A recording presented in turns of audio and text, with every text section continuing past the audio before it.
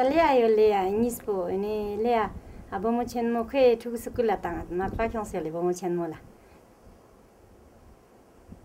Ini kwe tu sukula tanga lea dukse. Ya nomo sukula chele lea dukse yo ngari bomo chungse ache nomo niska achila tu nizyo le. Ta jinga chu tanga ni balang ti na jing chue che ni garichi ka shole yon se balang ma tsire. Skit potaminu pale ya men nang tanga du gozare. Kong sama yang silkan song kong sukula tu tang jasong yang mandu panole. Skit potarak pale yang kong sukula yalba tanga zire dika borbanole. Kong sukula rulea sukula yalba zale tanga zire kerole.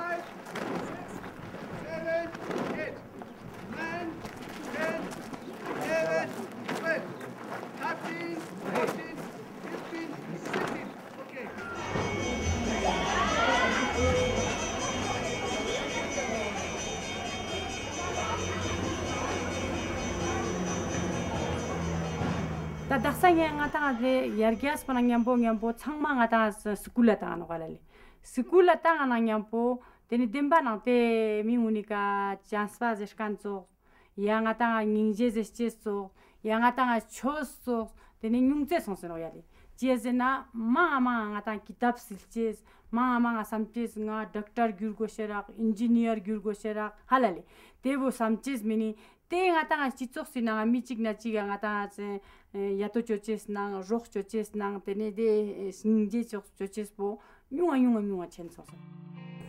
Through our kind of cultural myopia, we sort of think that we educate our kids, we send our kids to school, we have a form of enculturating kids into our society, which is education, and peoples who don't mimic those same patterns of education somehow don't educate their kids.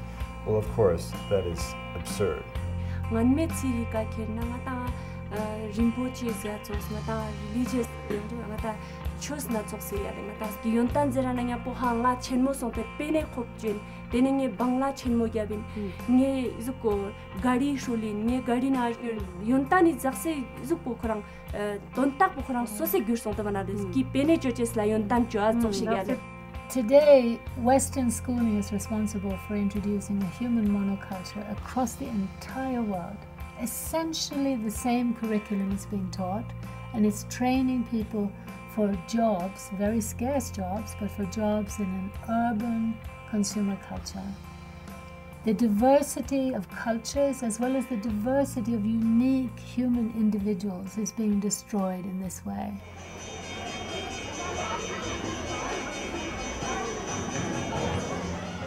This particular school that was established, called the Moravian Mission School, was secular in the sense that, of course, some Christian teaching was given as a part of an evangelistic outreach by the Moravians.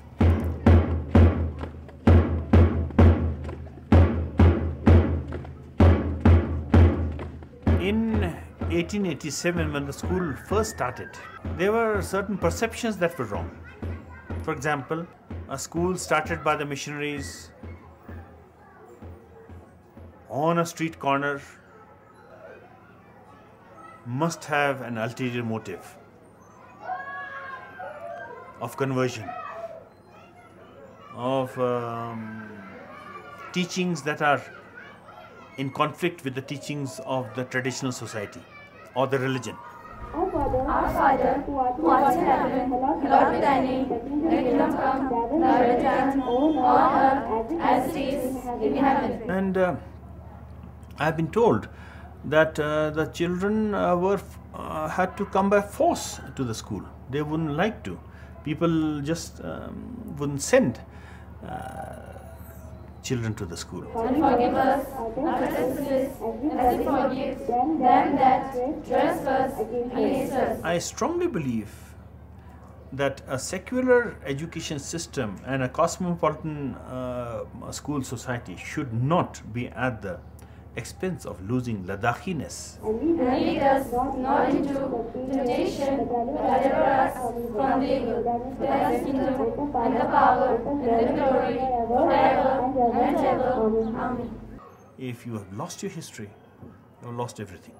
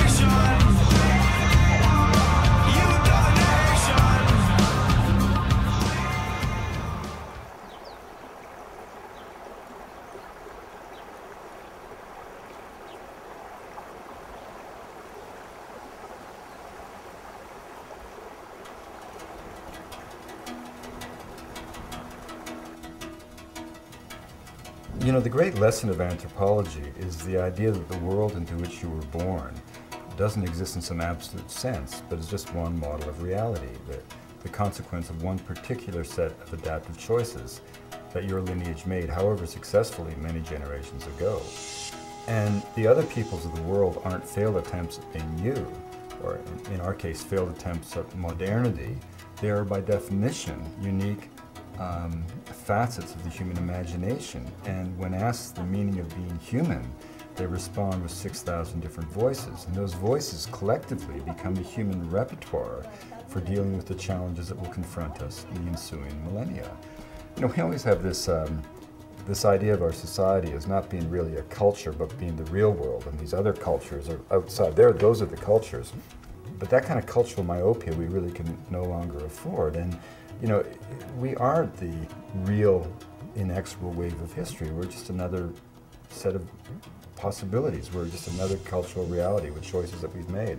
And that's why in the whole realm of child rearing and education, I think it behooves us to look at models of enculturation, of initiation, of bringing children to the realm of adulthood that other societies have celebrated and developed over thousands of years of experience. There is no doubt that if we look honestly at the traditional forms of education and compare them to today's modern education system, that the traditional forms of knowledge fostered sustainability. All these cultures were not perfect, but they did know about their own specific climate, soil, water, and they did manage to survive independently, in charge of their own lives, for generation after generation. In the modern economy and with the modern educational system, the children learn nothing about that, but instead they learn how to use essentially corporate products in an urban consumer culture.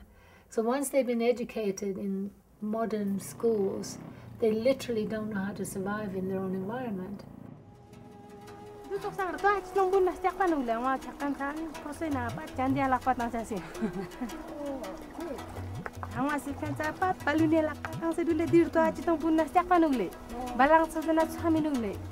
Education is not simply the transmission of information. It's by definition the transmission and indeed the enculturation, or one could say more harshly, the indoctrination of a child into a certain way of knowing, a way of learning, a way of being.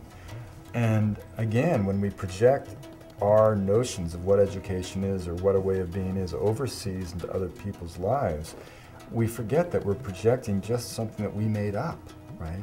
And one of the things that I see in my work is that different ways of knowing, different ways of being, different ways of learning really create different human beings. If you're raised in Colorado to believe that a mountain is an inert pile of rock waiting to be mined, you're going to have a very different relationship to that mountain from a kid from southern Peru who believes in the fiber of his being that a mountain is an Apu spirit, a protective deity that will direct his destiny throughout life.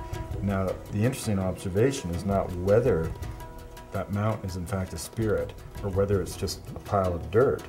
The interesting observation is how the education system into what that mountain is creates a different human being with a different relationship to the earth.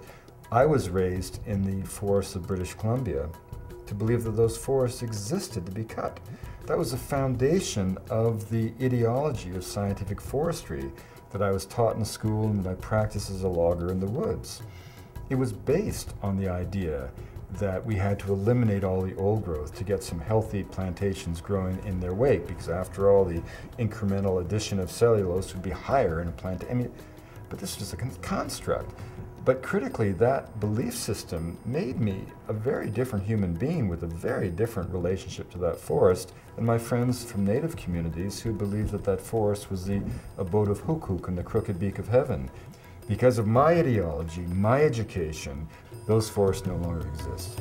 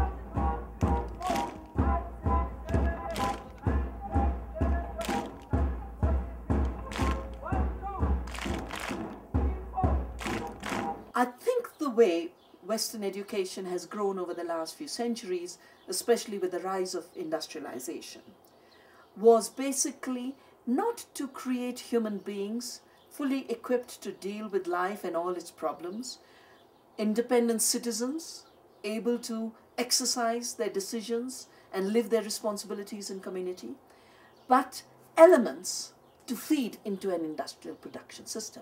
They were products with partial knowledge.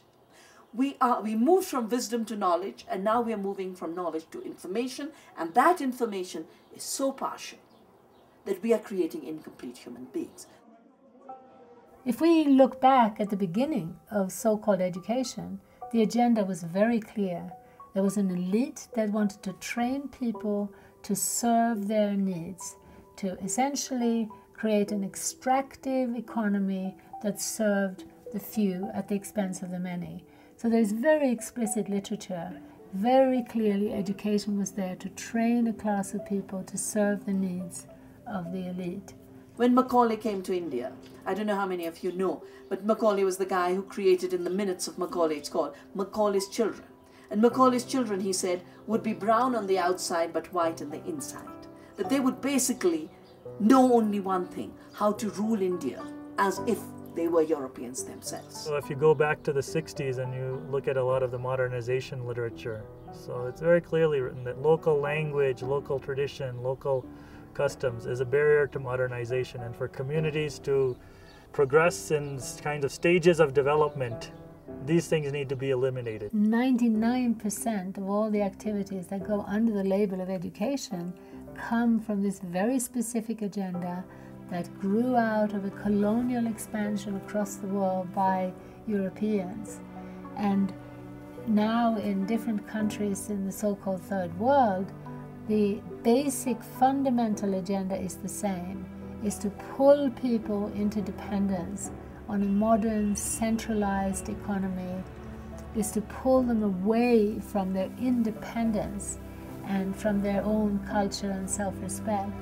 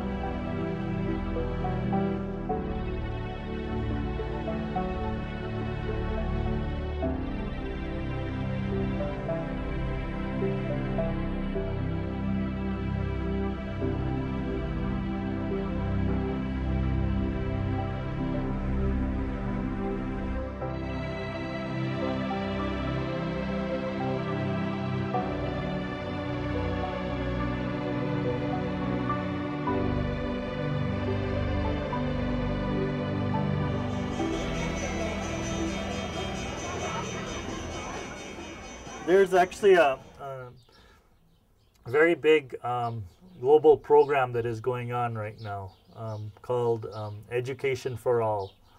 And it is, every person I've met who is associated with has basically no questions around its agenda or attention, which is very disturbing. It's a program which is sanctioned by every government in the world. It's a program which the World Bank and the UN agencies support. It's a program that corporations are also now, major corporations, McDonald's and many others are also behind. And the agenda of the program is to get every child into school. The claim is that, again, by going to school, communities will be able to develop and they'll be able to become part of the mainstream society. Now, I think we need to question what does it mean to become part of the mainstream today. And that, for me, is very, very much tied to a very clear agenda of becoming part of the global economy and shifting one's own local economy, one's own local culture, one's own local resources, both personal as well as collective, into the service of the global economy. So you will find prime ministers and presidents of countries regularly saying, we have got to change our education system to make us more competitive in the global economy. That means we have got to train our young people so that they will suit the needs of giant mobile corporations. Well, the Education for All initiative is an attempt to redress what was seen as a serious imbalance in funding for primary education. The intent really is to get every child into school.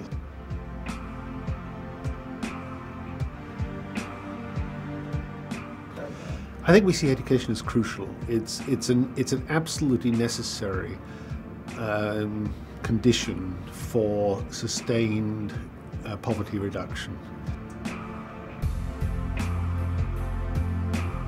The demand now for education is not just coming from people like the World Bank and outsiders. It's coming from businessmen who are discovering that they can't grow their factories because they can't grow their businesses because there's a shortage of skilled workers.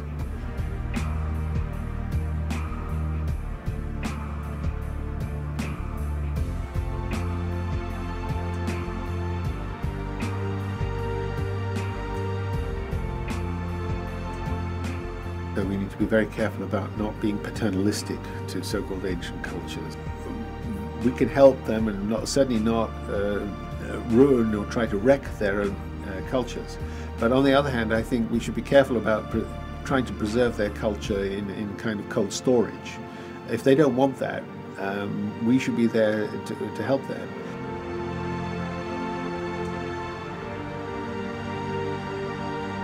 If you tour a tribal area in India and you ask and you sit with a group of women and you say to them, why is education important for your children? I mean, they'll look at you as if you're completely stupid. I mean, well, of course it's important for our children. So you say, well, but why? Tell me why.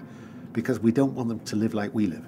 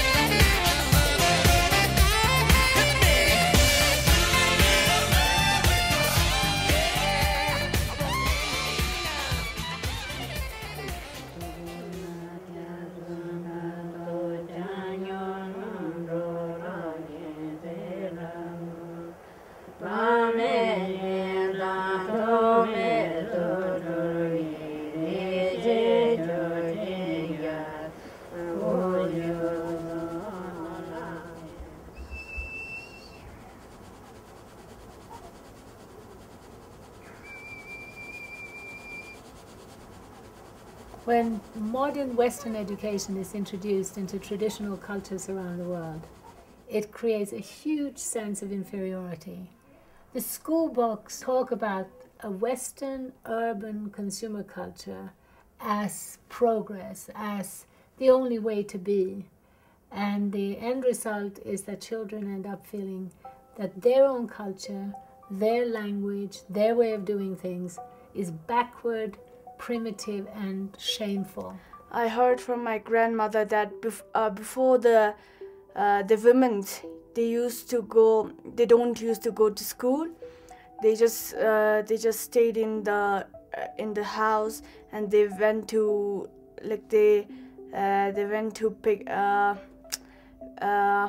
they went with the cows in the mountains, and they come back in the evening and they make food and other things. One of the things I've seen that education has really created is a sense of inferiority at many levels. One at the level of elders. I visited many villages wanting to learn from elders and kinds of traditional practices, and the first response is always, I don't know anything, go and talk to my son, he's a 10th class pass, or he's a 12th grade pass, or whatever, and I don't know anything, I don't understand anything. And so that is always probably, in my life, that has been one of the most painful things I've heard over and over in villages. Yuntan zerkan bo dijes nang silches bo yuntan ino deni I jingbari las bo mane yuntan digmane toksik chorma chorpa sangne deni amalengun ngaja nang yam bo dosdur chosana tenna bo amalengun zeduk ngaja mane yuntan met ngaja chang sesa met zeduk.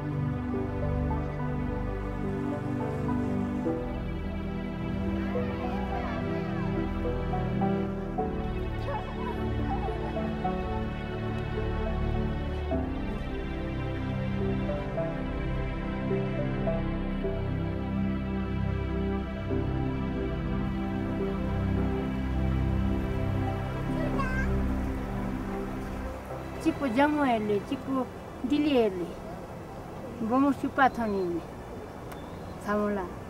Yani buta suntera, sunte top di due met penale. Odo Jamunele, Tauri, Ngari buta suntera.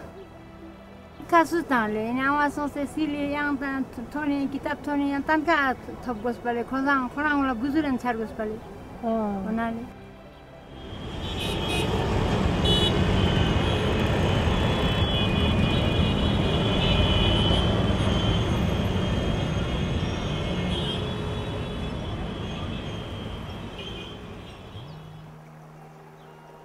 There's a widely held belief today that it is through modern education that we're going to raise people out of poverty.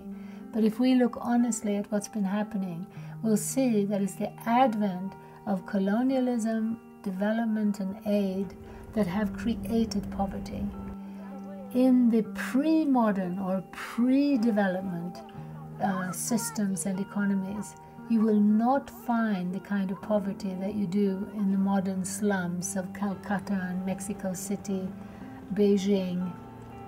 Today, in most traditional villages, whether it be in China, India, or Africa, people are led to believe that the future is this modern urban consumer culture.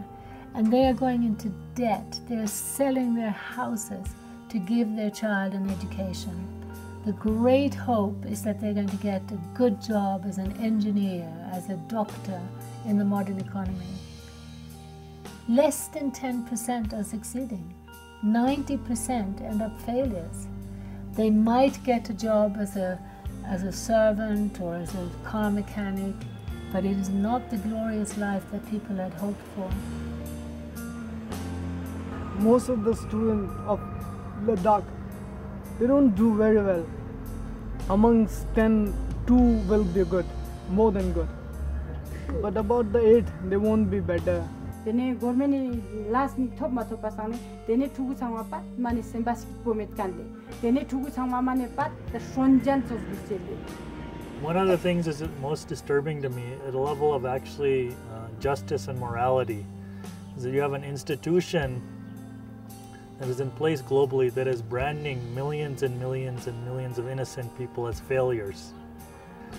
very brilliant, wonderful, talented kinds of people are always introducing themselves in India to me. Oh, I'm a 8th class fail, or I'm a 10th class fail. That's their introduction. What's amazing is that, you know, people who are claiming to be concerned with social justice cannot see the huge kind of social hierarchy and inequity that is created through education, modern education. It's mind-boggling for me how people don't see that.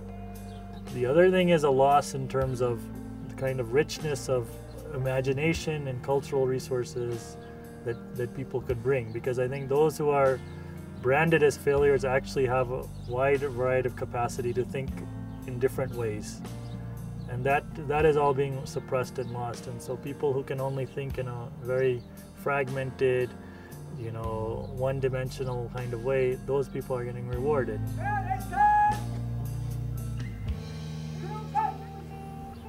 Anybody who claims to be concerned with social justice need to have a serious conversation around that.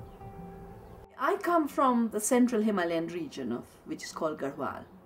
And the women of Garhwal worked very hard to make sure their kids would have schooling. But of course, the schooling was the institutionalized schooling of the kind that doesn't teach you anything about your local ecology, your local culture, your local economy, or your ability to be productive.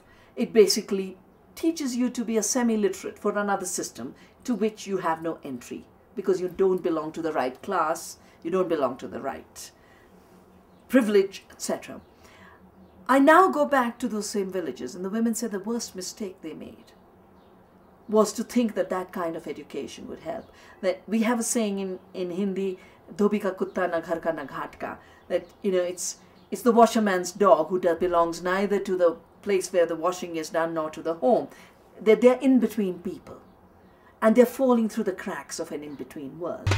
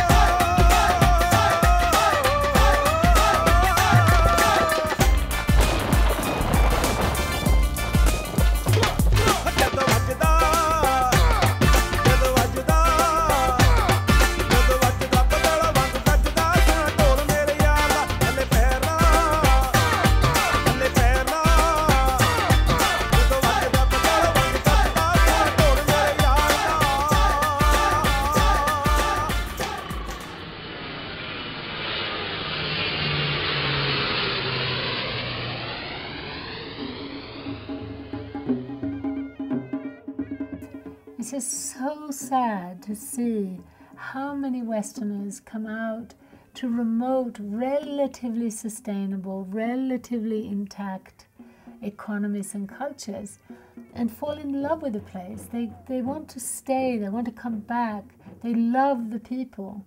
They find the people incredibly happy, incredibly kind, incredibly helpful. And then they want to help, develop, bring in Western schooling to improve the lives of these people. Well, my name is Heidi. I come from Germany, from the southern part, that's Bavaria.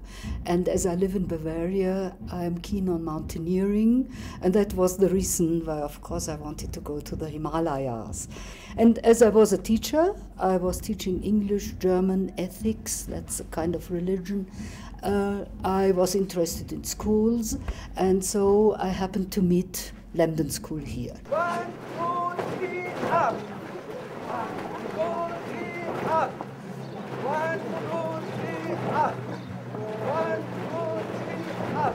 And of course, I got so much from the people here, from their religious belief, from their mentality, the way of compassion, tolerance, that I thought, well, I must do something for this school.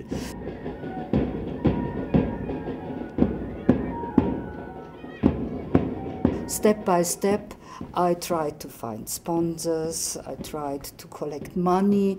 For instance, I'm proud, over there is a hostel, a girls' hostel for 100 pupils, and this is mainly done built by the money I could collect.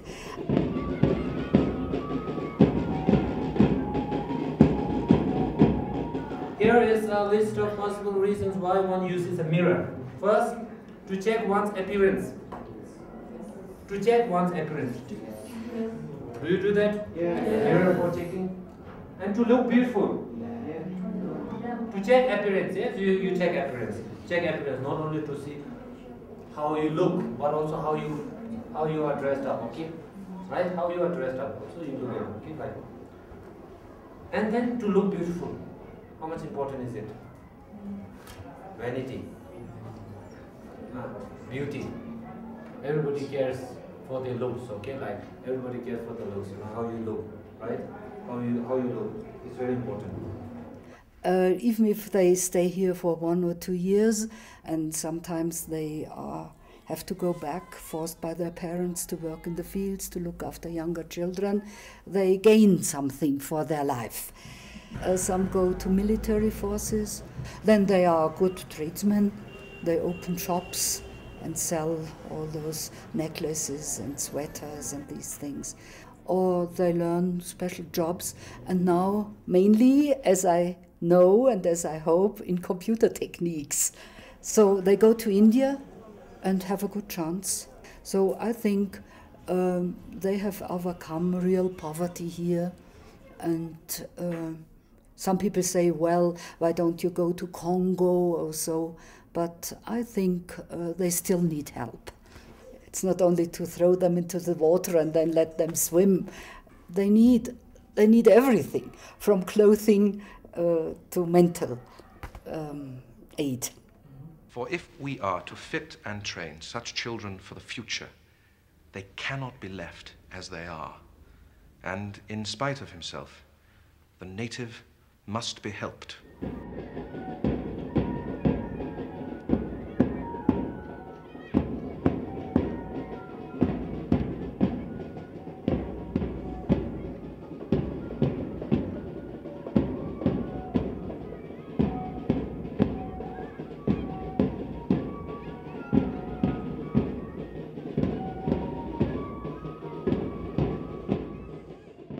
When I look at the number of really well-intentioned people who are trying to help other people with this package of schooling and aid, I really don't think that there's any bad intention behind that. I think it's purely out of good-heartedness and a will to help other people. It's just that they don't connect the dots. They don't often stay long enough to really look at the overall impact. And they simply don't look broadly enough. I did my schooling from Moravian Mission School, which is in Leh, which I think is the best school of Ladakh. Starting, I was there in Lamdon Model School Leh until 6th class. I did my higher secondary school in Delhi itself. I've been in Delhi from the past 8-9 years. When I was at the age, when I did my first class, then I shifted out here. I shifted out here in Mussoorie, then Dehradun, and then Delhi. I don't know about my culture very much.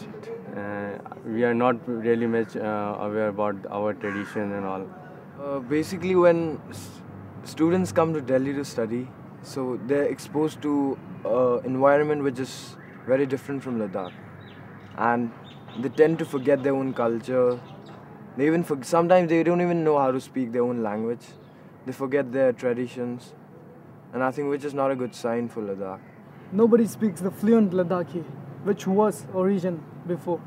But we are here and follow the global traditions, or we are trying to be, we are trying to compete with them. We just after money, money, money.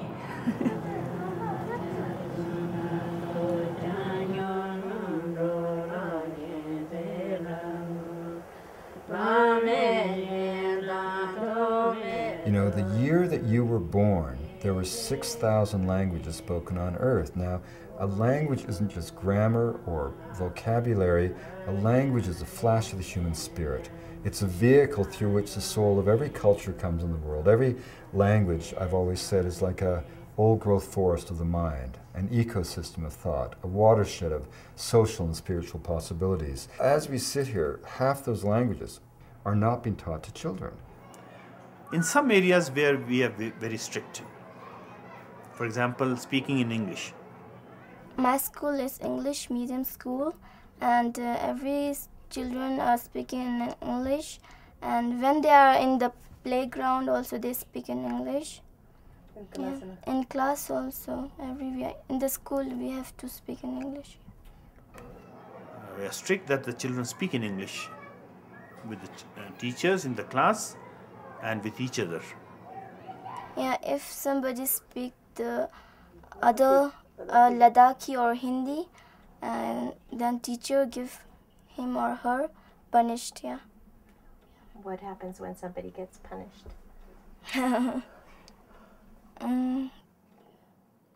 Yeah, it's get the money. Yeah, it's fine money, 5 rupees. But that discipline inculcates a habit of English. And English is one language that commands the world today. Be it the cyber world, internet, anything, business, you have got to learn English in India. When we go to other countries, it's we have to speak in English. We don't have English speaking. We can't go to other country and speaking. Yeah, it's English speaking is very good. And when I graduate, I will go to other countries. Any country. Where do you think you'll go to study? In Delhi. Will your mom miss you when you move to Delhi? Yeah, I will miss her. Miss my mom. I miss my hometown, really, and my parents, because I've been here, not here properly, but out of my town, about 10 or 12 years. And about a place called Ladakh, you have seen, it's a heaven, really it is heaven, okay? I miss Ladakh too much, because home is home, right?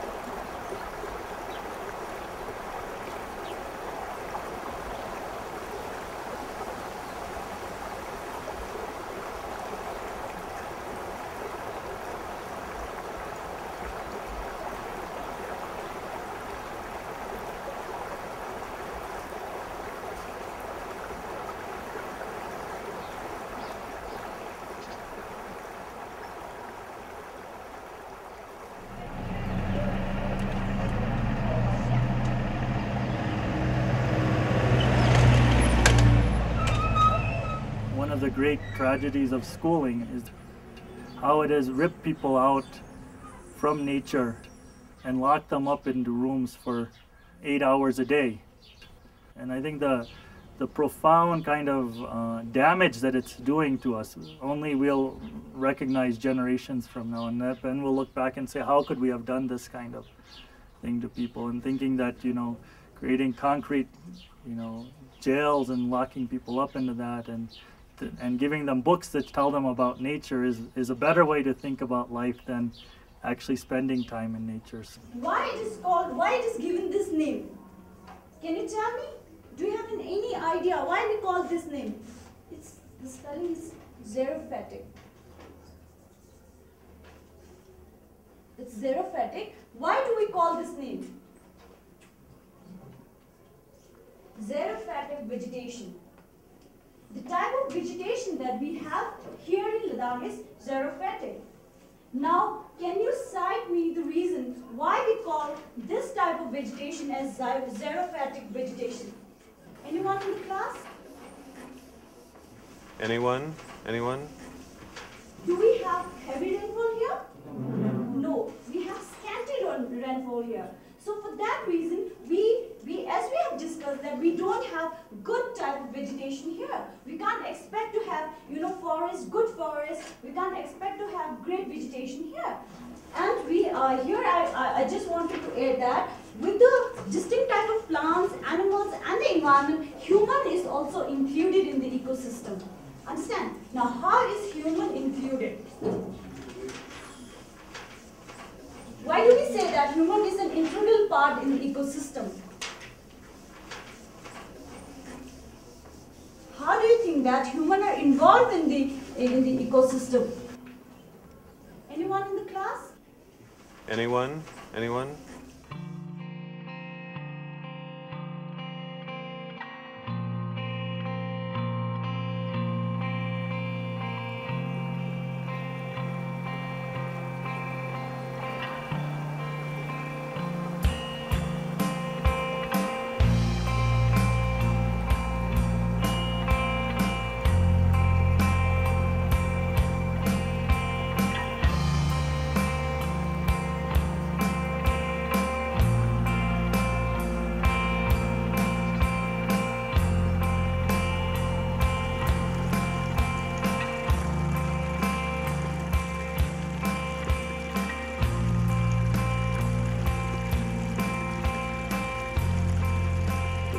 Lak mo borches to ngata chuni lak mo borches to la orang aba amang ni chuni laman lapchin ya yure na stoppo ma phang telene te fe kheje yure na hak tim tumak matang lakpa ma chu saboni shul matang te thu chene ya le chun na phala te bozera na nya po chu chenmo songsyang te bolu sa ya le te daksa ya le ngata yar ke skar mo jana to aba amang la te je se tu shik ma thobaina ya thuni maya nain tene tezam shik zerang maze bano nyanang mayan pasane karung sa kozak thustang pasane mata environment bo tene te chu te sangwa chulung po sangwa stoppo jano yali sakyat po ama khor ama tokshino senele bub nasa sendele sakyat po khorang bo ngata beng tokshino senele tene tsumba sane ngata di sakyat po zeshkan bo ngata phache na pura mirap ngata bor ngenche sakyat chino wala yontan jana po pe na ngachik che yontan jiyoto nge yontan bo tak khuri nge thugo tangen chis mana Daksa ladak slachiut nga tiri thugu gunile ngata thugu mangpe moldu gala ngata zerang ngata molang thosda no legi ladak slachiut thonsket pochiut ladak za duks teshkit po pochiut chigal pa pene mang po duk zerang le chigal pa ngata las chogos meda samkanji khonstan bela talo yale tene te fi ngata amale ngula te yose ngatang kaltes I jingbat ne ra ngata nang yodeno ra ngata khampa yodeno ra ngata kharji yodeno no yar gyas son se karu leptu And the amazing thing, if you think about it, is that biologists have finally proven it to be true what philosophers have always dreamt to be true, which is the fact that we're all brothers and sisters. We are all, by definition, cut from the same genetic cloth. That means that all human populations, all cultures, in general, share the same raw mental capacity, intellectual capacity, mental acuity, whatever. And what that means is that whether a people place their genius into technological innovation, as has been the tradition in the West, or by contrast, in the case of the Tibetan Buddhists, into spending 2,500 years trying to understand the nature of existence in what we call always a science of the mind. And why do we use the word science? Because what is science but the pursuit of the truth? And what is Buddhism but the empirical pursuit of the truth? As Mathieu Ricard, a Tibetan monk, former molecular biologist at the Pasteur Institute in Paris, always says that Western science is a major response to minor needs. We spend all of our lives trying to make sure that we live to be 100 without losing our teeth or our hair.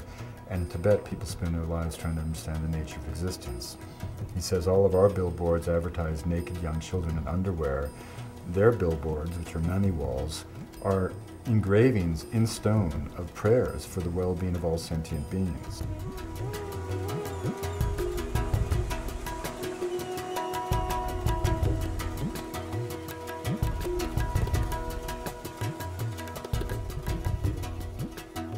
One of the things that's always quite surprising to me is people's understanding of Gandhi.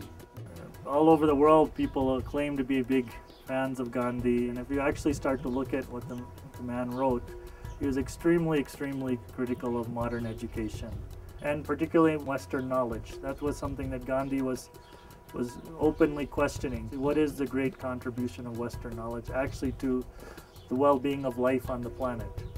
And so people misunderstood that, they thought that Gandhi was against the British. And actually he said, I have no problem with the British, but they need to understand that these systems that have been created all over the world are fundamentally disempowering, dehumanizing, destructive, not only to human beings, to all life on the planet, and they cannot sustain themselves. He said this in 1909.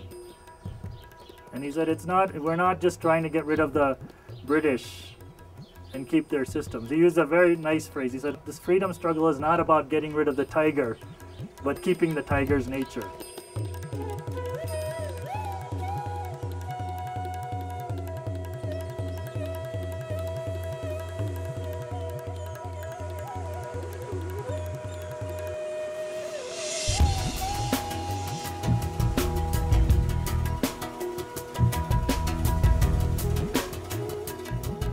And we don't think of ourselves as a culture. Therefore, when we export something like our economic model, we don't see it as what it is, which is just one option, one way of organizing economic behavior.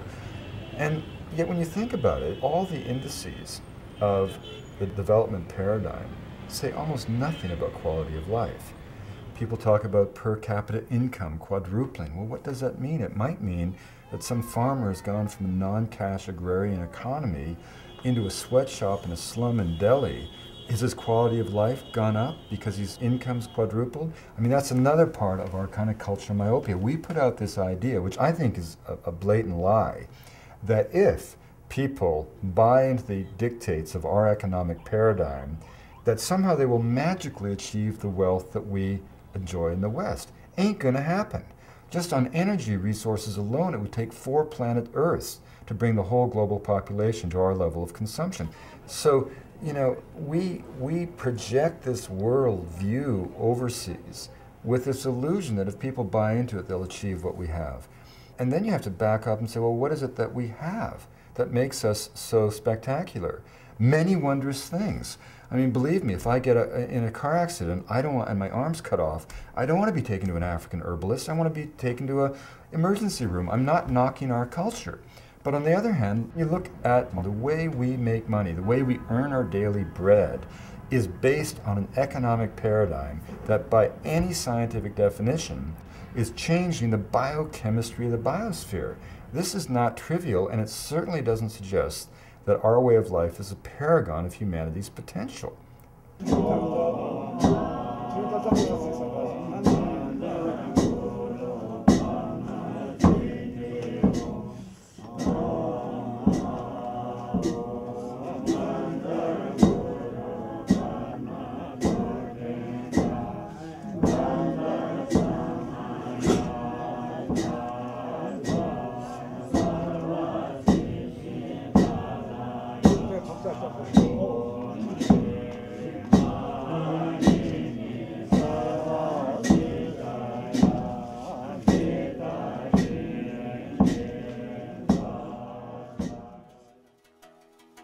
The way for cultures to survive in today's world is not by isolating themselves and cutting themselves off. In fact, I believe that more than ever we need a deeper dialogue between the West and the non-industrialized parts of the world. We need that dialogue because the media and conventional education is perpetuating a lie, basically, about a way to succeed and how we can all attain this glorious, wealthy, luxurious lifestyle. We urgently need to sit down and talk to each other and communicate the fact that this model isn't even working in America, which is the center of this dream. And it's really important that as we think of different cultures, there's this sort of idea that these other peoples, quaint and colorful though they may be, are somehow destined to fade away as the real world, our world, moves on. Nothing could be further from the truth. These cultures are not frail and fragile. On the contrary, they're dynamic, living peoples being driven out of existence by identifiable forces. Why is that so important? It's important because culture is not trivial. Culture is not decorative. It's not feathers and bells. It's not dances. It's not even ritual. Culture is a blanket of moral and ethical values that we insulate the individual with. And if you want to know what happens when culture is lost, and yet the individual survives, a shadow of their former selves, unable to go back to the comfort of tradition and roots, but cast adrift into an alien world where generally the destination is simply the lowest rung on the economic ladder that goes nowhere. You just have to look at the seas of misery that are the demographic centers of the third world.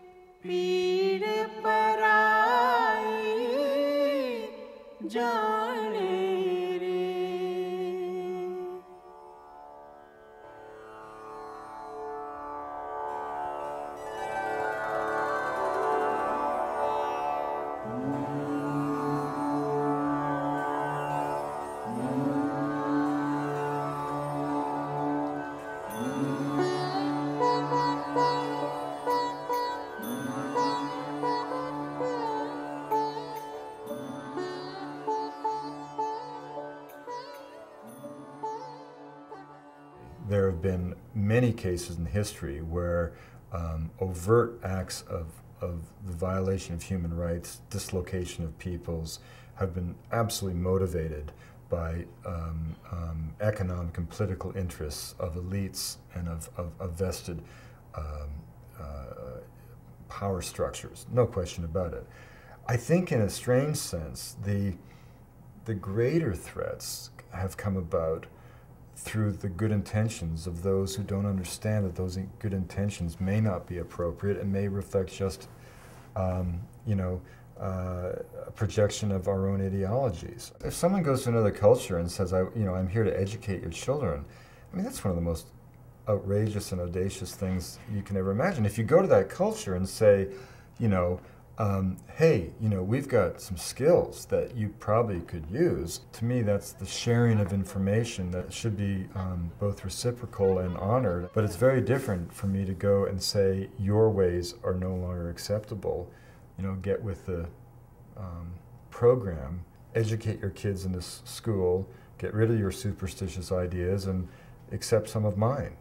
There is an assumption that Western education, Western knowledge is universally applicable, is something that is superior. There's a sense that we have evolved to a higher level of being, and that these people, however lovely they are, they're going to benefit from this superior knowledge.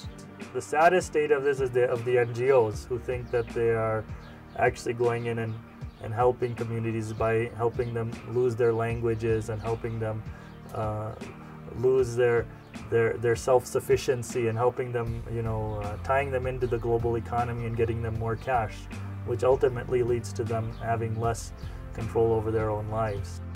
A lot of them are very well-intentioned, good people who are actually thinking they're doing something good for children and for communities, but they don't understand, I think, the much larger game in which they are pawns. The bottom line is, we're living through a time of transition that it just behooves us to pay attention to. It's like what Margaret Mead said before she died. Her greatest fear was that as we drifted blindly toward this blandly amorphous generic world, whatever it's going to be, we would wake one day as from a dream, having forgotten that there were even other possibilities of life itself. You know, these peoples, these visions, aren't failed attempts at being us. They're unique answers to the fundamental question: what does it mean to be human and alive? And many of those peoples, when they answer that question, they answer it in ways that have allowed them to live sustainably on the planet for, by definition, generations. The species has been around for a long time. Who knows when you want to say it began as a social form? 150,000 years ago? The Neolithic Revolution that gave us agriculture, that's only 10,000 years ago. Modern industrial society, as we know it, is scarcely 300 years old. That shouldn't suggest that we have all of the answers for all of the challenges that are going to confront us as a species in the ensuing millennia.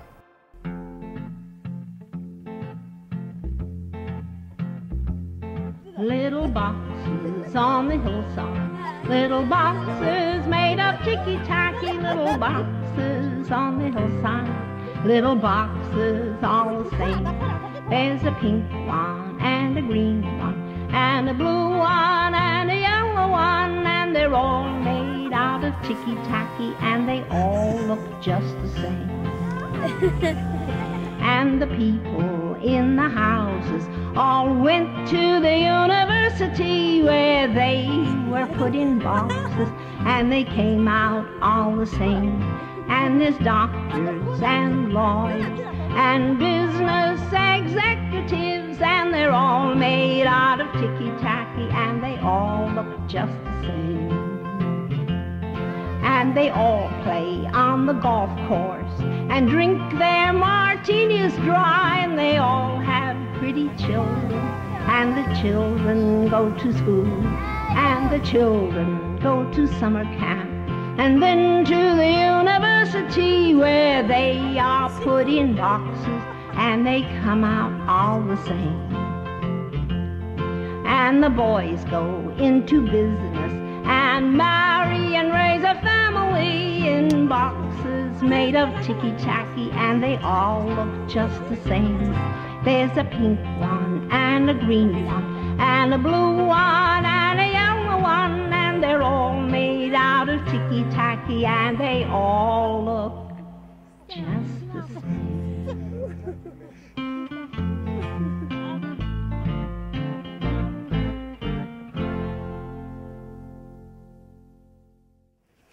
Julie! Yeah, Julie, Julie. Julie.